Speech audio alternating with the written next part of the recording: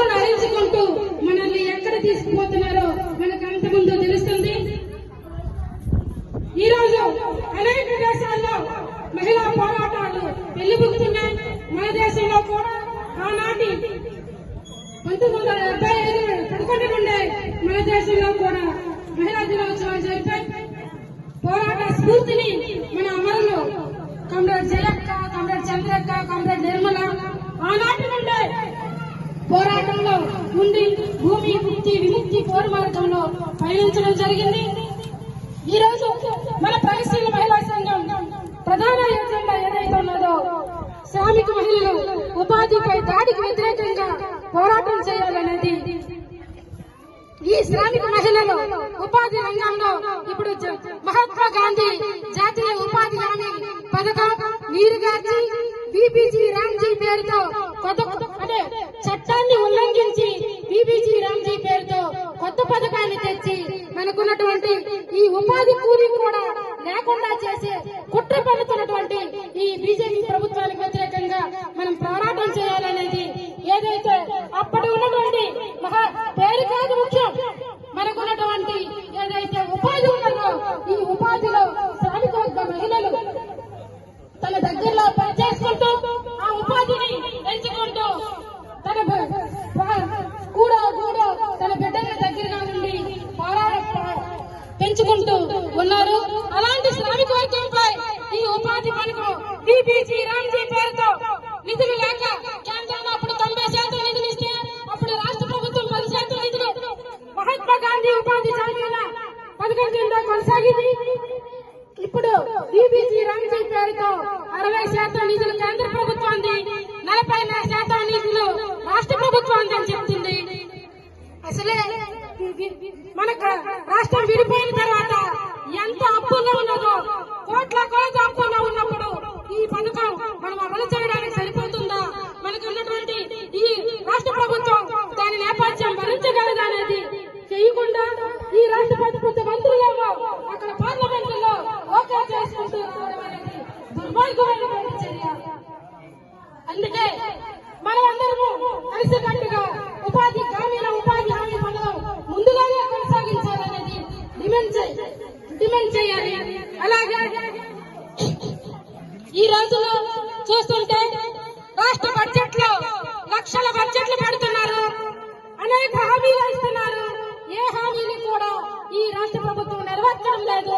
నిజంగా క్రమేపీ సారా నిషేధిస్తామని చెప్పినటువంటి ఈ రాష్ట్ర ప్రభుత్వం ఈ రోజు సారాయే ప్రధాన వనరుగా భావించి ఈ రోజు రోజుకి 83,000 కోట్ల సారాను అమ్ముతున్నది.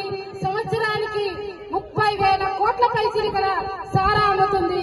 ఈ సారా ఎవరిని బలి తీసుకుంటుంది? సారా లేబర్ కోడ్లని తెచ్చింది.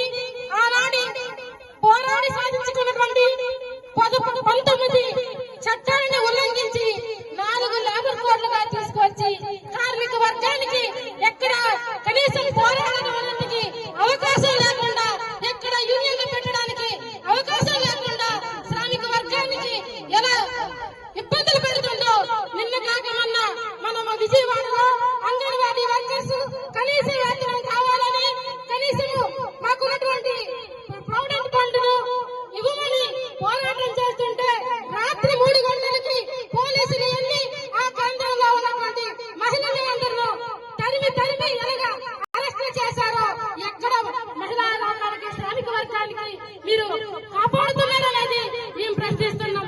వాళ్ళు అడిగేది రెండో తల్లులుగా మేము ఉన్నాం. ఈ రాష్ట్రంలో తల్లి తర్వాత రెండో తల్లులుగా ఉన్నాం. మేము ఆ తల్లులకు ఇచ్చిన కనీస వేతనం అమలు చేయండి, కనీస వేతనం 26,000 అమలు చేయండి.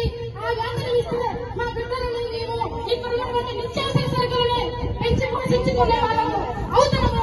కనీస వేతనానికి డిమాండ్ చేస్తే కనీసం నిరుచుని ధర్నా చేసుకునే పైసలు లేకుండా చేస్తున్నామని దుర్మార్గమైనటువంటి పాలనకు వ్యతిరేకంగా మనం పోరాటం చేయవలసిన అవసరం ఉంది. అలాగే మహిళలు జీవించే హక్కు కోసం జీవించే హక్కును హరిస్తూ పిల్లలకు అక్రమ రవాణా చేస్తూ మద్యం, మాదక ద్రవ్యాలు, నీలి చిత్రాలను అరికట్టాలి. ఈ రోజు మద్యం, మాదక ద్రవ్యాలు ఎలా మన ఇంటి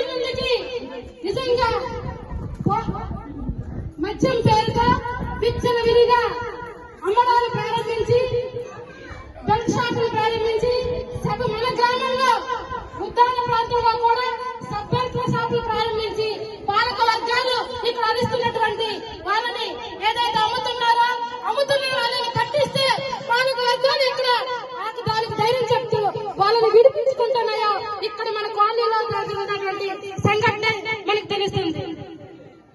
బెల్ట్ షాపులు వద్దు, మధ్య అమ్మకాలు వద్దు. మా గ్రామంలో ఉన్నటువంటి మహిళలు చాలా ఇబ్బందులు పడుతున్నారు. మేము జీవించాలంటే మాకు ఇక్కడ ఉన్నటువంటి మా గంజా గొడవ తాక్కొని మేము బ్రతుకుతాము.